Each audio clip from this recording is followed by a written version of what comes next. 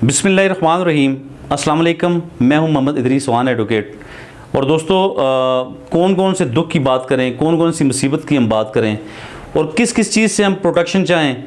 यहाँ पे तो इतने इश्यूज़ हैं, इतने मसाइल हैं कि हम तमाम शहरी, तमाम स्टेक होल्डर्स, तमाम अदारे, तमाम कानून नाफिज करने वाले अदारे और तमाम हुकूमतें अगर मिल भी जाएँ तो फिर भी काम करने को बहुत है। हमने तमाम इश्यूज़ को एड्रेस करना है, उनका हमने हल निकालना है और हमने लोगों को रिलीफ फ्राहम करना है। हमने लॉ की, हमने सुपरमेसी ऑफ लॉ की बात करनी है, हमने ह्यूमन राइट्स की प्रोटेक्शन की बात करनी है और हमने तमाम सेगमेंट्स को, सोसाइटी के अंदर जितने भी हमारे ग्रुप्स हैं, तमाम लोगों को, हम ख़वातीन को, बच्चों को, ट्रांसजेंडर को, तमाम लोगों को हमने उन्हें डोर स्टेप पे उन्हें रिलीफ फ्राहम करना है और तमाम इंसानों की प्रोटेक्शन को यकीनी बनाना है।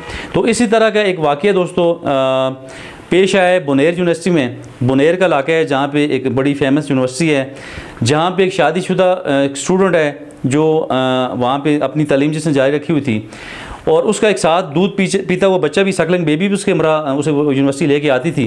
ज़ाहिर मरता क्या ना करता, बच्चा है छोटा, उसे कौन उसे संभालता, वो माँ के साथ ही उसने आना था यूनिवर्सिटी में। तो दौरान तालीम ये बहादुर खातून जो है उस बच्चे को अपने साथ रखती और पीरियड के बाद जब वक्फा होता तो ये बाकायदा से किसी साइड पे जाके किसी रूम में, किसी क्लासरूम के बाहर या किसी भी हॉल में जाके पर्दे में उस बच्चे को ये दूध पिलाती थी।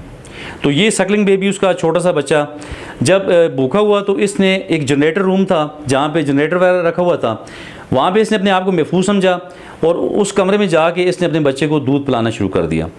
और दोस्तों वहाँ पे जनरेटर की जो हीट थी, जो वहाँ पे जो बिजली पे चलने वाला जनरेटर था, और आप इस चीज़ को बखूबी जानते हैं, जो लोग नहीं जानते तो उनके गोशे गुजार ये कर दूँ कि जनरेटर या सुई गैस या जितनी हमारी गैसेस हैं, इनमें कार्बन मोनोऑक्साइड होता है और इंतहाई ये जहरीला है। और कार्बन मोनोऑक्साइड से कई सैकड़ों डेथ इससे पहले हो चुकी हैं और ये बिल्कुल साइलेंट किलर है दोस्तों। और वहाँ पे ये खातून उस बच्चे को दूध पिला रही थी और इसी तरह जो टाइम थोड़ा सा वहाँ पे इसका गुजरा तो इसी दौरान उस खातून की, उस बच्चे दोनों की डेथ, माँ बच्चे की दोनों की डेथ वहाँ पे हो गई।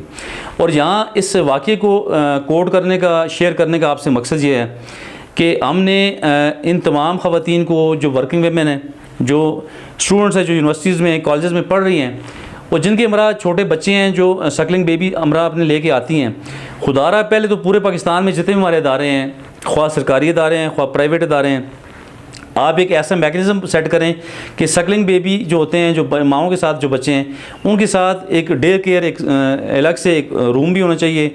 वहाँ पे एक डे केयर के लिए कुछ ऐसे इंतज़ामात आप रखें कि जिससे वो ख़वातीन, अगर किसी इदारे में 1 है, 2 है, 10 ख़वातीन हैं, उन्हें आसानी से वो प्रोटेक्शन हासिल हो सके। उन अपने सकलिंग बेबी को, ये जो भी सकलिंग बेबी अगर नहीं भी हैं, अगर छोटे बच्चे साथ माँ के जाते हैं तो उन्हें फैसिलिटेट किया जाए।